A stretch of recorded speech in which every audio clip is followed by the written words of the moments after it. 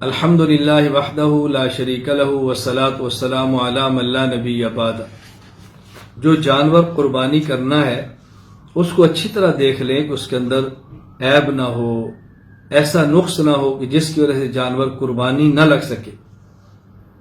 حضرت براء بن عازب رضی اللہ عنہ فرماتے ہیں رسول اللہ صلی اللہ علیہ وسلم نے فرمایا اربعون لا تجوز فی الاضاحی، 4 جانور ایسے ہیں جو قربانی میں جائز نہیں۔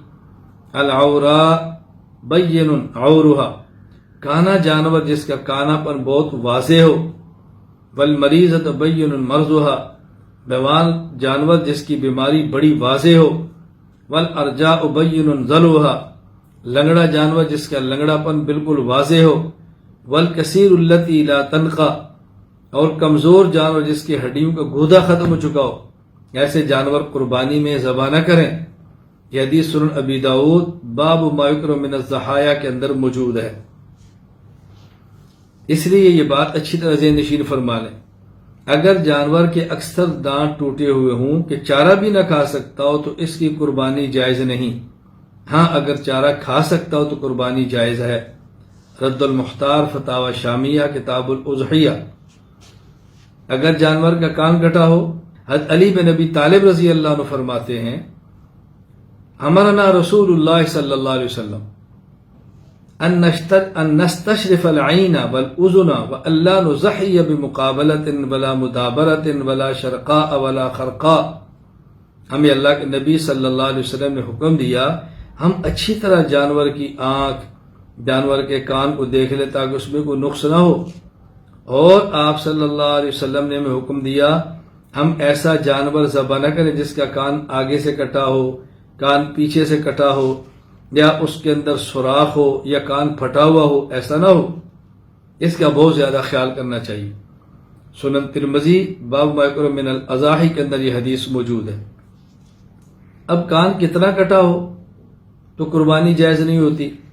علامہ محمد امین بن عمر ابن عابدین شامی، وفات 1252 ہجری، وہ فتاوی شامیہ رد المختار علی الدر المختار کتاب الاضحیہ میں فرماتے ہیں جس جانور کی پیدائشی طور پر ایک یا دونوں کان نہ ہوں، یا کان کا تیسرا یا اس سے زیادہ حصہ کٹا یا چرا ہو تو اس کی قربانی جائز نہیں۔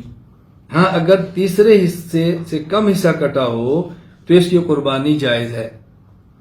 اگر کسی کا سینگ ٹوٹا ہو، حضرت جوحیہ بن عدی فرماتے ہیں اتا رجل علی فسالوا عن المکسورہ فسالوا عن المکسورۃ القرن فقال لا یضرک۔ سنن طحاوی باب العیوب التی لا یجوز الہدایا والضحایا۔ حضرت علی رضی اللہ عنہ کے پاس ایک شخص آیا اور پوچھا کہ سینگ ٹوٹے ہوئے جانور کی قربانی کا کیا حکم ہے؟ آپ نے فرمایا تیرے لیے مضر نہیں، یعنی ایسے جانور کو قربانی دے سکتے ہو۔ اب کتنا سینگ ٹوٹا ہو تو دے سکتے ہیں، کتنا سینگ ٹوٹا ہو تو نہیں دے سکتے۔ فتاوی شامیہ، اگر جانور کا سینگ ٹوٹا ہو اور جڑ سے اکھڑ چکا ہو تو اس کی قربانی جائز نہیں ہے، یہ اس کا عیب شمار ہوگا۔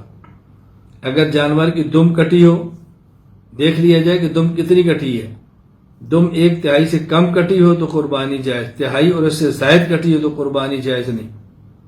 اگر جانور کا تھن خراب ہو، حضرت ابن عباس رضی اللہ عنہ فرماتے ہیں رسول اکرم صلی اللہ علیہ وسلم فرمایا لا یجوز فی البدن العوراء ولا العجفاء ولا الجرباء ولا المستلمۃ اطباؤها۔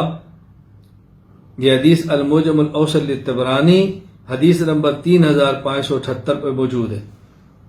جانوروں میں کانا بہت کمزور، خارشی، تھن کھٹا ہوا جانور قربانی کریں تو جائز نہیں۔